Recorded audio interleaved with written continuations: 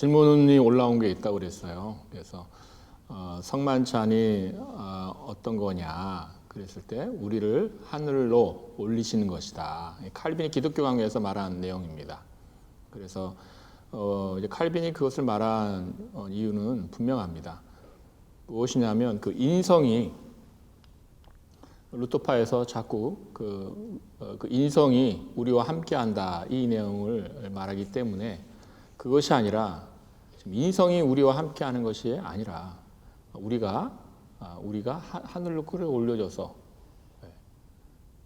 올려지는 것이다. 그래서 자꾸 인성을 끌어내리는 것에 대한 반대로서 이제 그렇게 말을 했어요. 그것은 무슨 의미냐면 성만찬을 우리가 할 때에 우리의 인성은 어디에 있죠?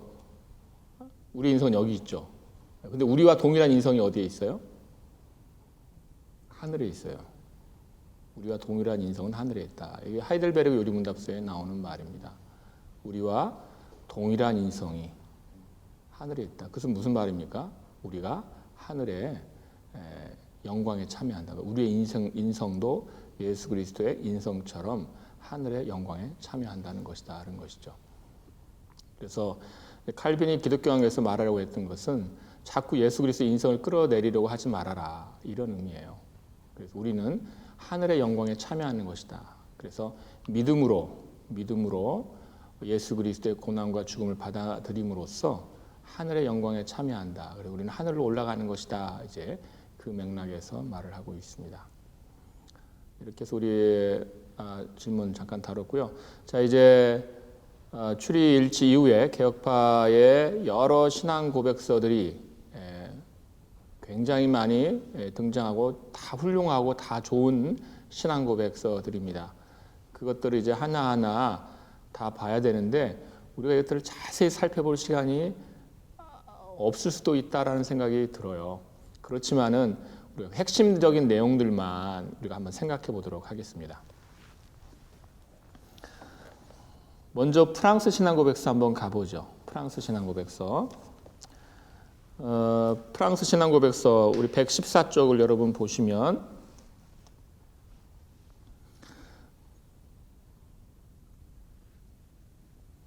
여러분 이 프랑스 신앙 고백서 핍박을 당하던 그런 나라죠.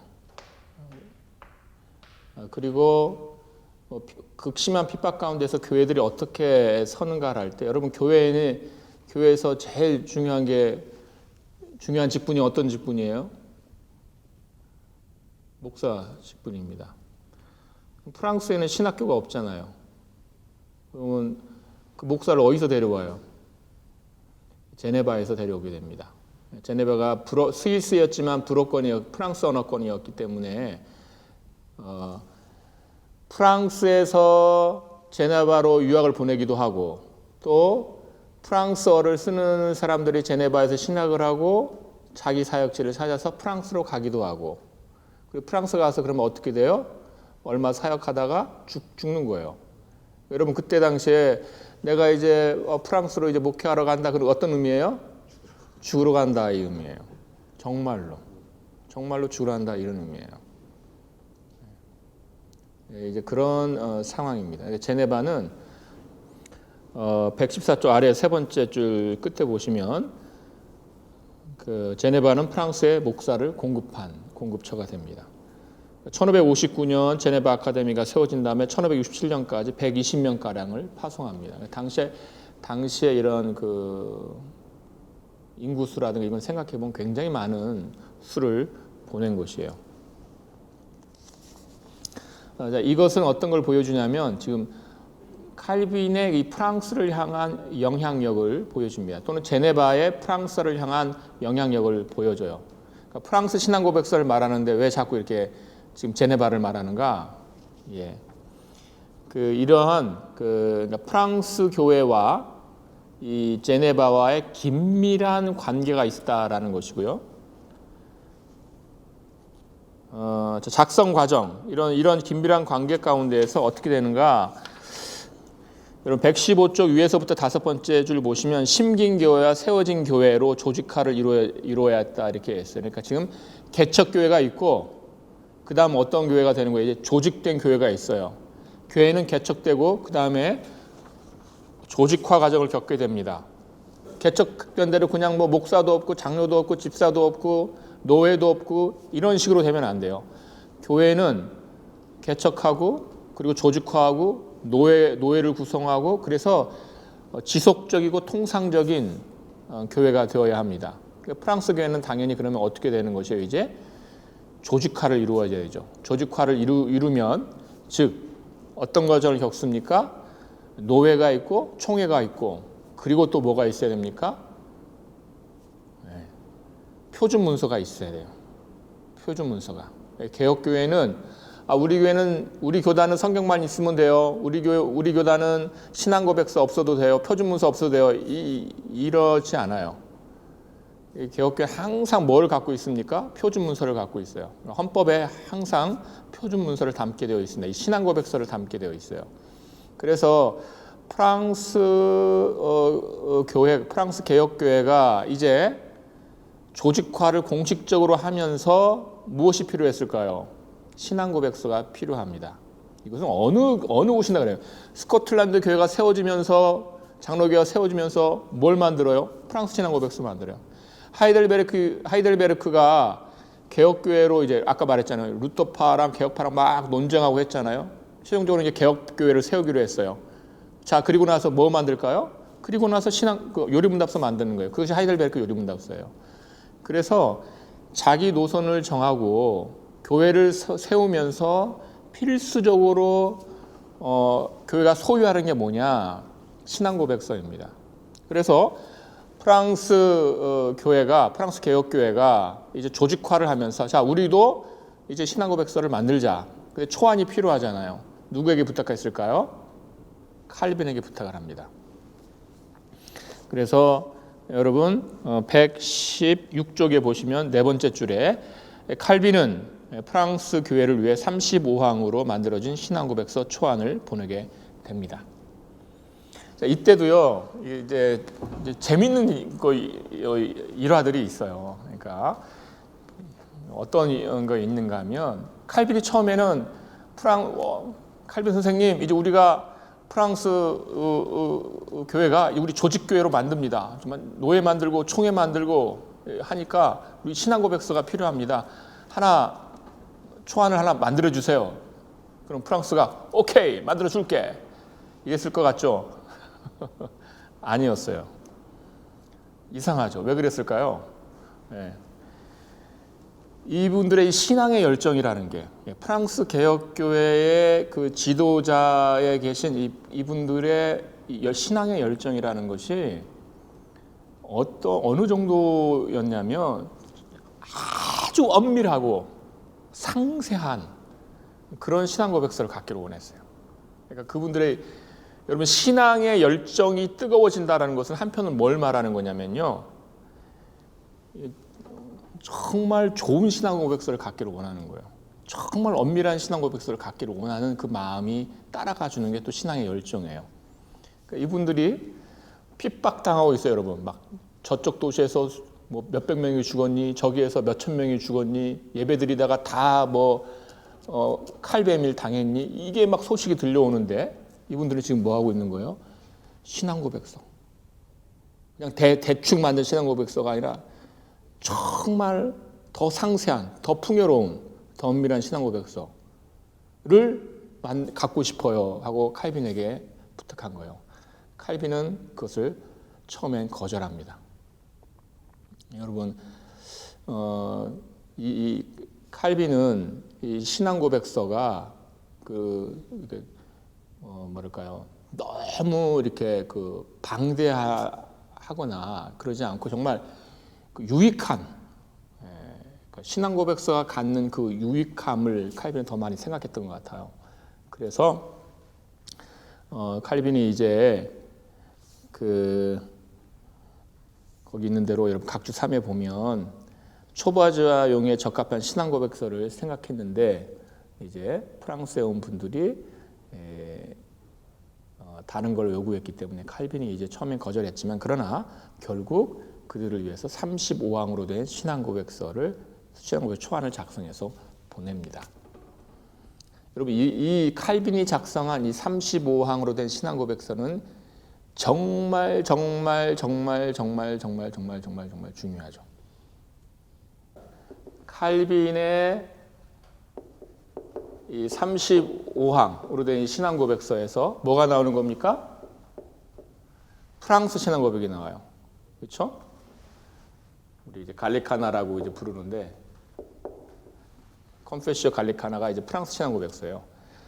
프랑스 신앙 고백서가 나와요. 자, 여기에서 또 뭐가 나와요? 프랑스 신앙 고백서에서 벨직 신앙 고백서가 나와요.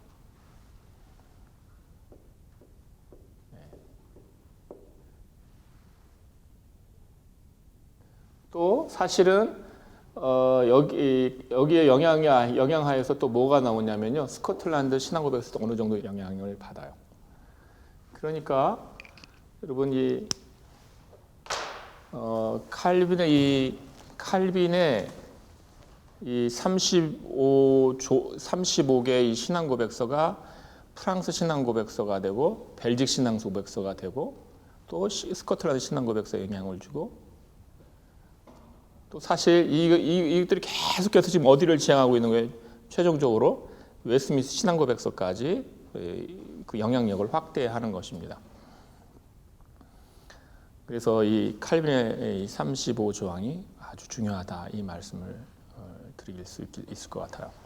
자, 그래서 여러분 이제 칼빈의 35조항이 이 개혁교회 신앙 고백서에 있어서 굉장히 중요하다, 이걸 봤죠. 그러니까 여러분, 자, 하이델베르그 요리문답서의 그 뭐랄까요, 어머니 그는 뭐예요? 제네바 요리문답서죠. 그러니까 여러분 그러니까 칼빈과 제네바가 이 개혁교회에 갖는 그 위치가 얼마나 중요한가, 이러한 내용적으로 이 내용에서 얼마나 중요한가 우리가 또 확인할 수 있죠. 116쪽 아래 문단 보시면은요, 교회 정치 체제가 결정된 후에, 그러니까 교회 정치 체제가 이제 결정이 됐어요. 그러니까 노회, 총회, 이런 게 정해졌어요. 그 다음 제네바 교회 총대들이 신앙 고백서 초안을 갖고 총회에 도착을 했습니다. 총회는 바로 신앙 고백서 작성에 착수했어요. 프랑스 신앙 고백서가 두 문서, 즉 1557년의 파리 교회 신앙 고백서와 칼빈이 제안한 35개 조항을 초안으로 삼았다, 이런 주장이 있어 왔는데, 지금 그 전에 쓰인 연구서들은 그랬어요. 그런데 지금 나오는 주장들은 칼빈의 35조항이 독보적인 초안이다, 이렇게 말합니다. 결국은 칼빈의 35조항이다. 파리 교회 신앙 고백서는 그건 사실 아주 큰 영향은 아니었다. 그래서 지배하는 영향력은 칼빈의 35조항입니다. 그래서 여기에서부터 만들어졌고요. 이게 어느 정도까지 영향이 있느냐, 이 칼빈의 35조항이 여러분 117쪽의 두 번째 문단 한번 보실래요?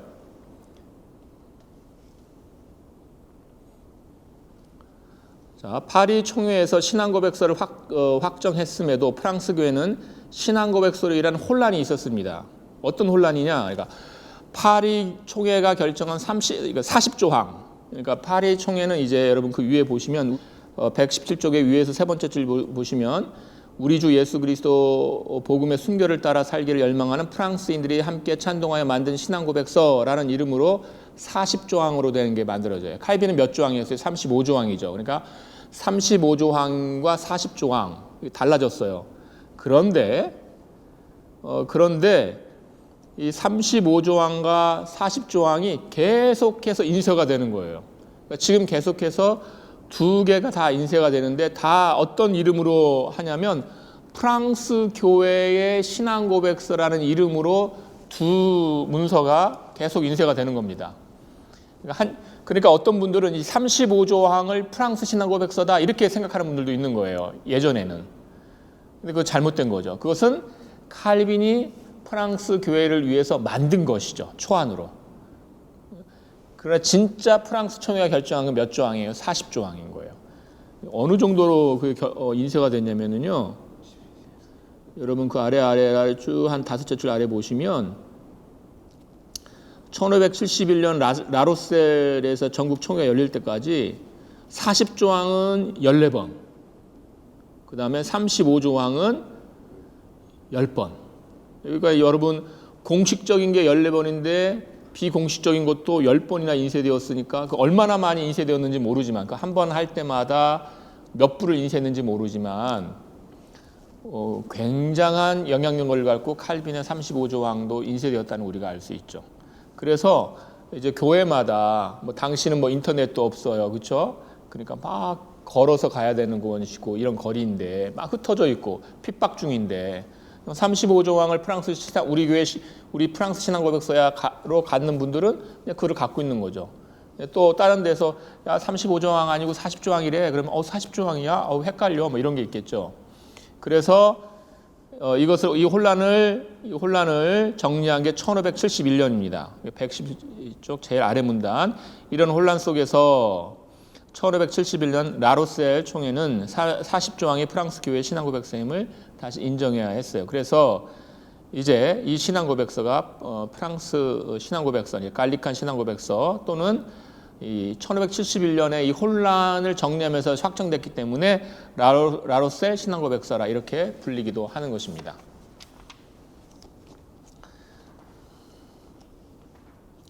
네, 그리고요. 118쪽으로 넘어가서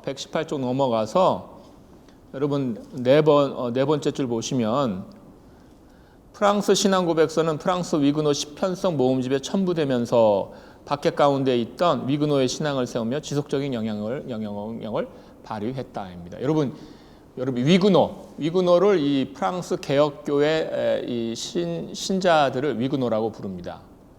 위그노에 대해서는 조병수 교수님이 이제 계속 소개하고 있어요. 그 책들을 여러분 참고하시면 되고 여기 지금 여기 그림이 있잖아요, 그렇죠? 우리 좋은 여기 휴게실 생겼어요. 도서관 옆에 거기에 이 그림 걸려 있어요. 네. 그러니까 위그노 이분들이 얼마나 그 핍박 가운데에서 이렇게 막 광야에 모여가지고 예배드리고 이런 광경입니다. 여러분 근데 이분들이 이제 이 말씀 드리고 싶어요. 제가 자 찬송가가 있어요. 시편송 찬송가 있어요. 시편송이 있어요. 거기에 뭐가 들어가요? 신앙 고백서가 들어가요. 제안하고 퍼뜨리길 원합니다. 우리 교단도 찬송가 있잖아요. 그 뒤에 우리 교단 신앙 고백서 첨부하기를 제안합니다. 찬송가 있고 그 뒤에다가 웨스트민스터 소요리 문답서라도 첨부를 해서 해야 된다고 저는 생각을 해요. 찬송가는 이제 우리 온 지금 그냥 그 개신교가 다 함께 이렇게 만든 거잖아요. 그런데 거기 뒤에다가 웨스트민스터 소요리 문답서를 첨부하면 어떨까? 그래서 우리 교단의 찬송가로 만들면 어떨까? 이런 생각을 했어요. 이게 사실 개혁교회 전통입니다. 그러니까 여러분 지금 그 자그마한 전통이 남아서 뭐가 지금 있냐면 주기도문, 그렇죠? 사도신경, 십계명이 있잖아요. 이거 있어요. 그러니까 요게 지금 사실 개혁교회 전통이에요. 개혁교회에서 이렇게 시편송을 만들면서 그 시편송에다가 사도신경 넣고 주기도문 넣고 십계명 넣고 또 뭘 넣었을까요? 예, 각 교회에 표준 문서를 넣었어요. 그러니까 독일 개혁교회는 뭐가 있었을까요? 그러니까 그 뒤에 하이델베르크 요리문답서가 들어가요. 자, 네덜란드 교회는 뭐가 들어갔을까요? 벨직, 하이델베르크, 도르트 다 들어가요. 그러니까 찬송가를 피면 뒤에 어마어마한 쪽수가 뭐예요? 신앙 고백서가 다 들어가 있는 거예요. 이게 우리 하나의 전통이었다 소개를 드려요. 그것이 여기서 지금 프랑스 위그노에서 시작된 거예요. 프랑스 위그노에서. 그렇죠? 자, 그리고 이 프랑스 신앙 고백서의 영향력은 어떠한가 보면은 118조 아래에 보시면 이제 왈도파 이제 이탈리아의 그 말하자면 우리 개혁교회 같은 색깔을 가진 한 교회잖아요. 그리고 스코틀랜드 신앙 고백서 그러니까 지금 왈도파는 이것을 그대로 받았어요. 그래서 여러분 개혁교회 신앙고백서 제가 지난번에 보여드린 노이키리셰너에서 나온 거기에도 왈도파 신앙고백서가 한 꼭지로 들어가요. 한 꼭지로 들어가면서 이탈리아 번역판이 그대로 들어갑니다. 그러니까 이 프랑스 신앙고백서가 들어가는 거죠. 근데 거기 초안이 뭐예요? 칼빈 35조항이죠. 그죠? 그러니까 지금 이탈리아의 그 왈도파도 칼빈 35조항에 시작한 거다. 그다음에 스코틀랜드 신앙고백서에 영향을 끼쳤고 가장 큰 영향력은 뭐냐? 벨직 신앙고백서예요. 방카이젠 판덴 브링크라는 분이 있어요. 여러분 119쪽 가면은 이제 네덜란드 신앙고백서 모음집이 있어요. 각주 7번에 보시면 있는데 여러분 이거 지금 인터넷으로 다 공개되어 있어요.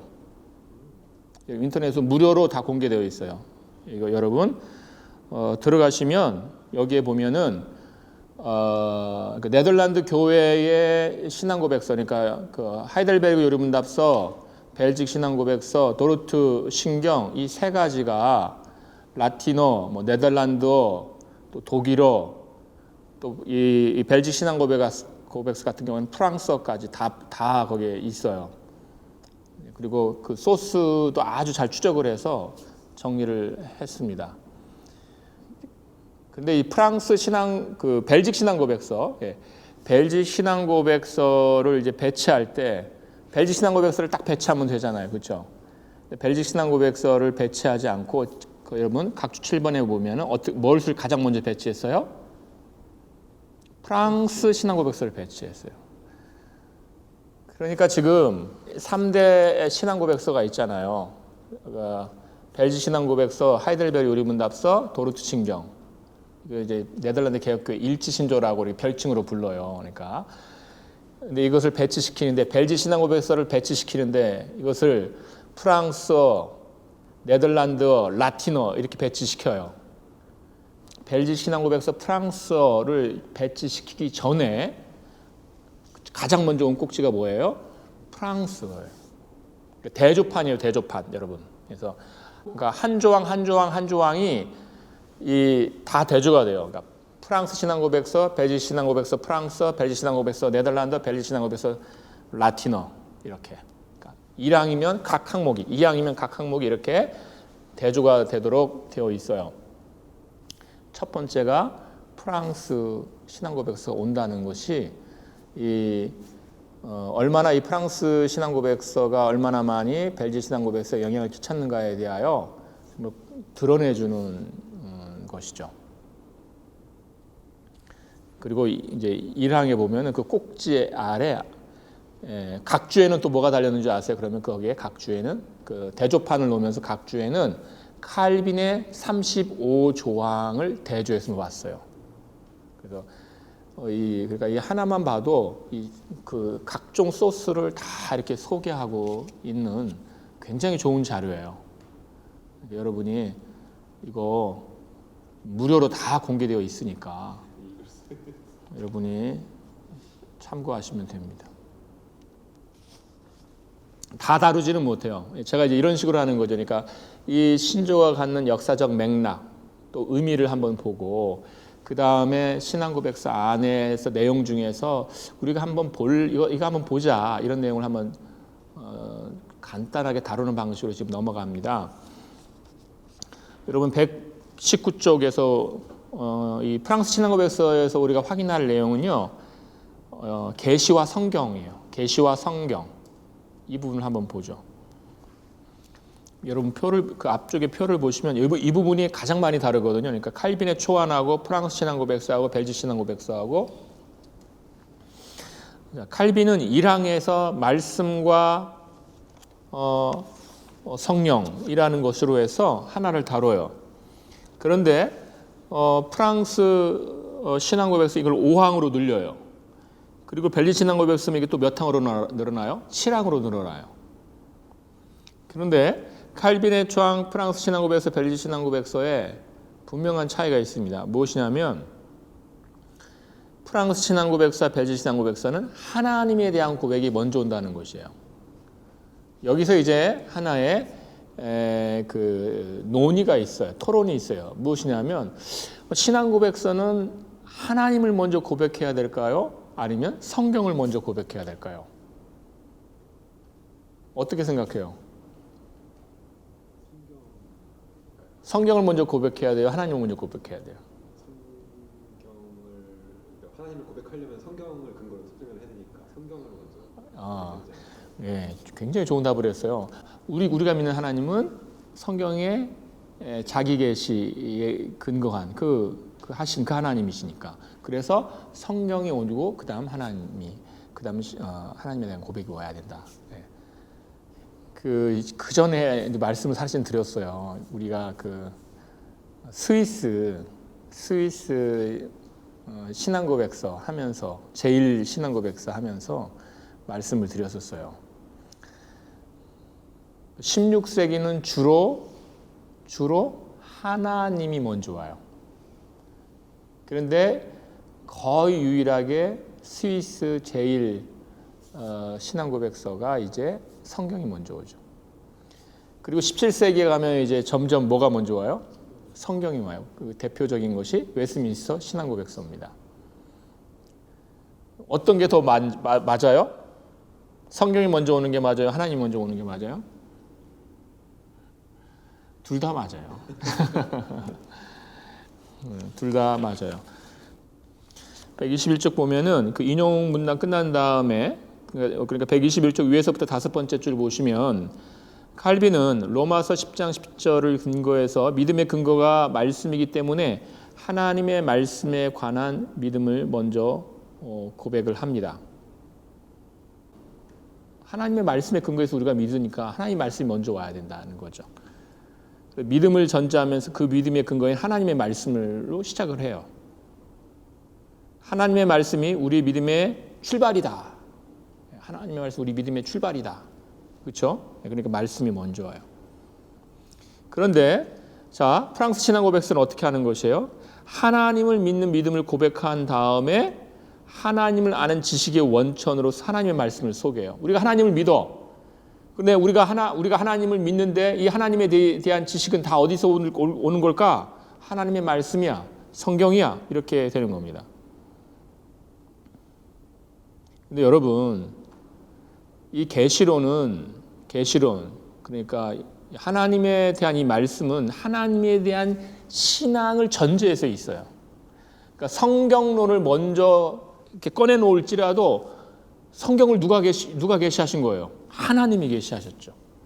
하나님에 대한 신앙을 전제하여 성경론이 있어요. 또 하나님은요.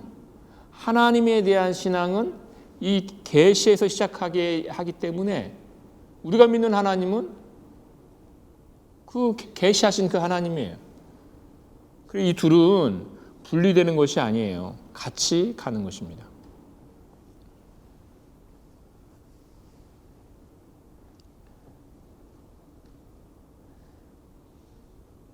그래서 성경론으로 시작하는 칼빈의 초안 1항이 하나님의 말씀 이렇게 하고 또 하나님이 살아계신 하나님이 나타내셨다는 것을 믿는다 이렇게 하기 때문에 바로 하나님에 대한 존재, 하나님에 대한 신앙을 전제하고 그 전제 아래 계시론이 있는 것이죠. 그리고 또 우리가 계시론을 앞세울 때 하나님에 대한 신앙을 전제하고 자 프랑스 신앙고백서가 제일 처음에 하나님을 말할 때 그 하나님은 지금 어디에 근거한 하나님인 거예요? 뒤에 오는 우리는 이 하나님, 우리가 고백하는 이 하나님을 다 어디서 만난다? 성경에서 만난다. 그래서 이 두 어떻게 말하든 이것이 같이 있다라는 것입니다. 같이 있어요. 함께 있다는 것은 무슨 말이냐면 우리가 이 시대의 그런 신학과 관련해서 여기서 말씀을 드린다면 여러 그 신학 노선에서 하나님을 말하고 예수님을 말할 때 성경을 빼고 말하는 경우들이 있어요. 우리는 성경을 붙들잖아요. 그런 그것을 조소에 가까운, 조롱에 가까운 말로 이렇게 버리면서 너네는 성경을 우상화하냐? 이런 말로 우리를 조롱하는 거예요. 그러면서 나는 성경을 믿지 않고 예수님을 믿는다 이렇게 말해요. 여러분 멋있는 말 같죠? 절대 멋있지 않아요. 성경을 믿지 않고 예수님을 믿는다는 말은 어떤 예수님을 믿는다는 말입니까? 자기가 만든 예수님, 자기가 만든 하나님, 우상이에요. 자기 우상. 자기 우상. 우리는 그 하나님, 그 예수님을 믿지 않아요. 우리는 하나님의 자기 계시하신 그 하나님을 우리는 믿습니다. 그래서 하나님을 믿는다는 이야기는 어떤 것을 말합니까? 성경을 믿는다는 것과 같이 가는 것이에요. 예수님을 믿는다는 것은 성경을 믿는다는 것과 같이 가는 것입니다. 우리가 다 읽을 수는 없지만 120쪽 아래에 있는 칼빈의 그 35 초안 있잖아요. 초안 중에서 1항만 한번 읽어보죠. 내용으로서 우리가 1항을 한번 읽어보기로 하겠습니다. 제가 천천히 읽어드릴게요. 120쪽의 그 칼빈의 1항. 이 믿음의 기초는 바울이 말한 것처럼 하나님의 말씀에 의한 것이기 때문에 우리는 살아계신 하나님이 자신의 율법 안에 또 선지자들을 통해서 최종적으로는 복음 안에서 나타내셨다는 것을 믿는다. 그리고 그가 그의 뜻의 증거를 인류의 구원을 위해 충분한 정도로 거기서 주셨다는 것을 믿는다. 그래서 우리는 성경의 책들을 고려하되 신구약이 모순될 수 없는 하나님에게서 나온 오류 없는 유일한 진리의 총체라고 생각한다. 모든 지혜의 완전한 규범이 그 안에 포함되었기에 우리는 거기에서부터 무엇이 추가되거나 빠져서는 안 되며 전체 안에서 전체적으로 그것과 동의해야만 한다. 그래서 성경이 충분하다 이걸 말하고 있죠. 이 교리는 그 권위가 사람들이나 천사들에게서 나오지 않았기 때문에 오직 하나님에게서 나왔기 때문에 말씀하시는 분이 하나님이시라는 것을 구별하는 것은 인간의 이해를 초월한 문제이기에 우리는 또한 그가 홀로 그것의 확신을 그가 택한 자들에게 주시며 성령으로 그들의 마음에 그것을 인친다고 믿는다. 그래서 이 많은 의미를 담는데요. 마지막에 성경을 믿는 그 믿음조차도 누가 주시는 거예요? 하나님이 주신다. 하나님이 주신다. 그래서 하나님은 하나님을 믿는 마음, 그리고 이 성경을 하나님의 말씀으로 받는 마음까지 주는 믿음까지 주는 것입니다. 그래서 하나님을 믿는 믿음과 성경을 믿는 믿음은 함께 간다라는 것을 칼빈이 거기에서 잘 말해주고 있습니다.